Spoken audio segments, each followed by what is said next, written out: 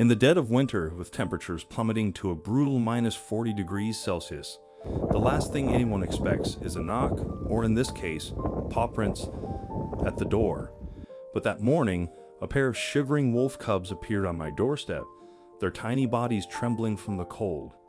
What followed was a moment of raw instinct, compassion, and a fight for survival none of us saw coming. The wind howled outside the cabin, rattling the windows with a fury that hadn't let up all night. Temperatures had plunged to a brutal -40 degrees Celsius, the kind of cold that stole breath and burned skin. Inside, a man sat by the fire, cradling a mug of coffee in his chilled hands, when a sound made him pause. A faint whimper. At first, he thought he had imagined it. No living creature should have been out in that weather. But then he heard it again. He grabbed a flashlight and yanked open the door. The cold slammed into him like a wall. He swept the beam across the snow-covered porch and froze. Two small forms lay curled near the steps. At first glance, he thought they were dead. Their fur was stiff with frost and their bodies unmoving. Then one stirred, letting out another weak cry. His gut clenched. Wolf pups. He hesitated. Wolves weren't pets. If the mother were nearby, this could end badly. But there were no tracks, no sign of an adult. They had been abandoned. Oh God, he muttered. Leaving them would be a death sentence. He wasn't in the business of rescuing wild animals, but he couldn't turn away. He brushed snow off their small bodies, realizing their breathing was shallow. Minutes, maybe less, before the cold claimed them. Without another thought, he scooped them up and rushed inside, kicking the door shut behind him. The warmth of the cabin felt like stepping into another world. He laid the pups on a blanket near the fire and grabbed towels, rubbing their frozen bodies. The larger one let out a startled cry. The smaller one didn't move. His chest tightened. "Come on, stay with me," he murmured, rubbing harder. He had no idea what he was doing. Wolves weren't dogs, but all he saw were two helpless lives on the edge. The larger one began to tremble, a good sign, but the smaller pup was still and far too quiet. By morning, both were still alive, barely. The larger one moved sluggishly, blinking in the dim light.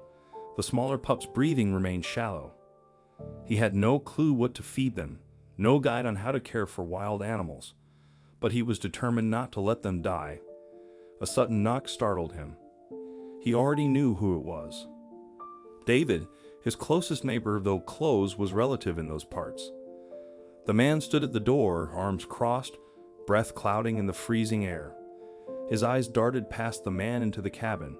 "You got something in there?" David asked, suspicion sharp in his voice.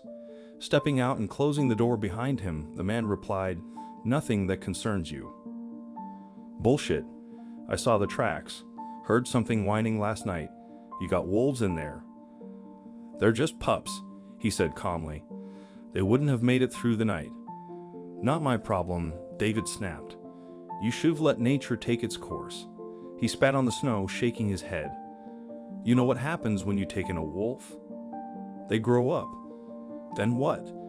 You think they'll be your pets? They're killers." His jaw tightened. "They were freezing to death on my porch. I wasn't gonna let them die." David stepped closer. "You know the others won't like this. Someone's gonna take matters into their own hands." "Is that a threat?" "A warning," David said, turning on his heel. "Get rid of them before someone else does." He watched the truck drive away, fists clenched. He had saved the pups from the cold, but now realized the real danger wasn't nature. It was people. The town was 40 minutes away down treacherous roads, but with the smaller pup fading, he had no choice. Wrapped in a flannel jacket and placed in a box, the pups rode beside him into town. The vet's office was wedged between a diner and a bait shop. Inside, every eye turned as he walked in. The receptionist, an older woman with steel gray hair, frowned. "Can I help you?" He placed the box down gently. "Found them freezing on my porch. They need help." She peeked in and stiffened. "Those are wolves. They're dying. I just need to know how to keep them alive. We don't treat wildlife. There's protocol. Contact fish and game. I did. They never called back. The vet emerged from the back, wiping his hands. When she told him what was in the box, his expression shifted from curiosity to guarded. I can't help. If word gets out, I treated wolves. So I just let them die? The man asked, anger rising. I'm sorry, the vet said, turning away. On the way home, frustration boiled in his veins. He was alone in this. Then his phone buzzed, a deep voice on the other end. We heard about the wolves. We need to talk. The line went dead. By the time he returned, nerves were raw. He had just set the pups down when another knock came, this one loud and deliberate. 2 officers stood on his porch. Deputy Taylor, tall and stern, spoke first. We received a report about illegal wildlife possession. I don't know what you're talking about. You're harboring wolves. That's against regulations. The shorter one added, unless you have a warrant, you're not coming in. You think 2 pups aren't a public threat? Taylor pressed.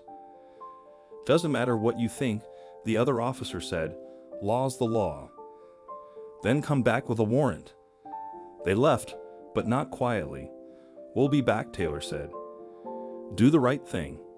Acting fast, he hid the pups in a storage chest layered with blankets. Not perfect, but it'd have to do. He had only bought time. 3 days passed. The larger pup grew stronger. The smaller one declined. Desperate, he turned to makeshift solutions, feeding drop by drop, rubbing limbs, praying for circulation. He barely slept. But one morning, the pup twitched, then let out a faint whimper. Relief hit him like a wave. Still, he couldn't keep them hidden forever. Then a new idea came, the church. He hadn't been there in years, but desperation silenced pride. The pastor, William, met him with a calm gaze. When shown the pups, he didn't flinch. They'd have died. No one will help me. Mercy, William said, is for those who have no one else. He offered an old storage building behind the church. Warm, quiet, hidden. Days passed. The pups began to thrive. But the town whispered. Suspicion rose. Then, one morning, a raw piece of meat appeared outside the shelter, poisoned. He showed William. Neither said it, but they knew the likely culprit. That night, he waited. Near midnight, a shadow approached. He stepped out, flashlight in hand. Don't move. David stood frozen in the beam. They don't belong here. And what does that make you? He shot back. David left. But word spread, and suddenly, eyes shifted. The pups couldn't stay. They were stronger now. Wild. He drove them to the forest's edge, opened the crate. Kneeling, he whispered goodbye. The larger pup went first. The smaller one looked back, then followed. He stood there long after they were gone, the silence deeper than the cold. He had done the right thing. But still, one question haunted him as he walked back to the truck. Would they survive without him? What do you think of this story? Let us know in the comments section. I hope you liked this story. Please give it a thumbs up and subscribe to our channel. Also subscribe and press the bell icon to never miss the update from our channel. Thank you.